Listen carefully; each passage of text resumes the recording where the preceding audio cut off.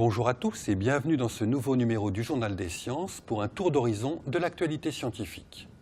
Au sommaire de ce numéro, un noyau double pour une comète, un nouveau dinosaure volant, un ennemi pour le frelon asiatique et un dernier cargo européen pour l'ISS. Bientôt rejointe par la sonde Rosetta, la comète Churyumov-Gerasimenko nous réserve quelques surprises. La sonde européenne, lancée il y a 10 ans, se retrouve en effet aujourd'hui à moins de 12 000 km de sa cible et est désormais capable d'offrir des images détaillées de cette boule de neige poussiéreuse. À la grande surprise des chercheurs, le noyau de la comète est composé de deux masses de taille différentes qui forment un monde d'environ 4 km de diamètre, tournant sur lui-même en une douzaine d'heures.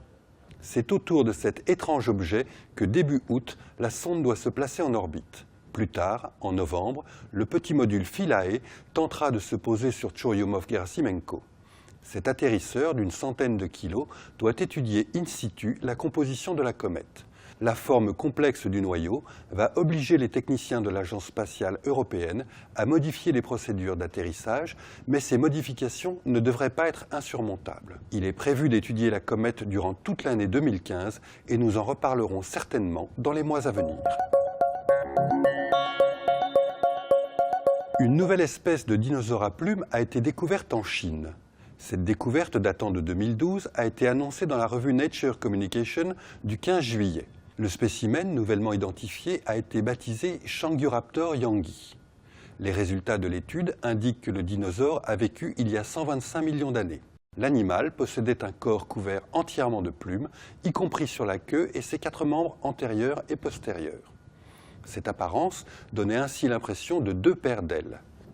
De par son anatomie, les chercheurs ont placé le spécimen parmi le groupe des microraptoriens, caractérisés par des dinosaures dits à 4 ailes de petite taille. L'analyse de la structure des os de l'animal montre qu'il avait atteint sa taille adulte et qu'il devait peser environ 4,5 kg, assez semblable à une petite dinde. La question de savoir si ces microraptoriens pouvaient planer ou voler continue à provoquer de vifs débats entre spécialistes.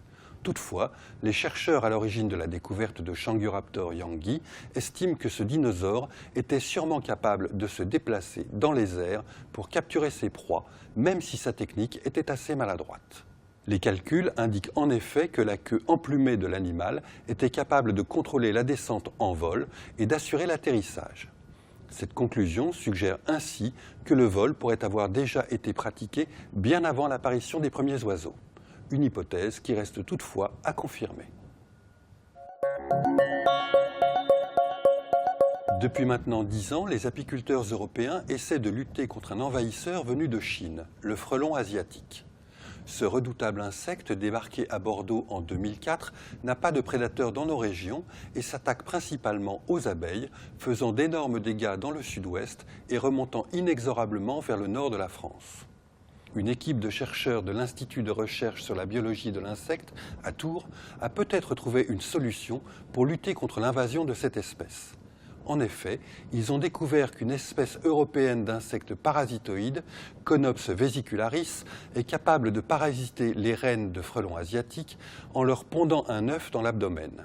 Après éclosion, la larve du parasitoïde dévore les organes de la reine, causant sa mort et par conséquent celle de la colonie. Fait important, cet insecte est commun en Europe. Il attaque notamment les bourdons. L'étude des chercheurs français montre donc qu'il est capable de parasiter de nouvelles espèces sur son territoire. Ce parasitoïde européen pourrait à terme limiter le nombre de colonies de frelons asiatiques et même entraîner leur déclin en Europe. Une page se tourne pour l'industrie spatiale européenne avec le lancement dans les prochains jours du dernier exemplaire de l'ATV. Ce 5e exemplaire du véhicule de transfert automatique doit décoller de Kourou à bord d'une fusée Ariane 5 pour aller ravitailler la Station spatiale internationale. Long de près de 10 mètres et large de 5, ce véhicule d'une masse de 10 tonnes à vide peut apporter aux équipages de l'ISS près de 8 tonnes de fret et de carburant. En plus de sa fonction de ravitailleur, l'ATV sert à remonter périodiquement l'orbite de la station spatiale. Pour ce faire, il est doté d'une motorisation et d'un système de guidage performant. Après avoir été solidaire de la station durant environ 1 mois et demi, l'ATV se détachera et, chargée de déchets de l'équipage, reviendra brûler dans l'atmosphère. Une caméra se trouvera à bord pour enregistrer cette destruction. S'il s'agit là de la dernière mission de l'ATV, les technologies développées ne seront pas pour autant abandonnées. En effet, la motorisation de ce véhicule sera réutilisée pour développer la salle des machines du futur vaisseau spatial américain. Ce vaisseau, nommé Orion, devrait à partir de 2017 emporter 4 astronautes dans l'espace. C'est l'Europe qui, forte de son expérience, est chargée de fabriquer le module de service de ce futur vaisseau.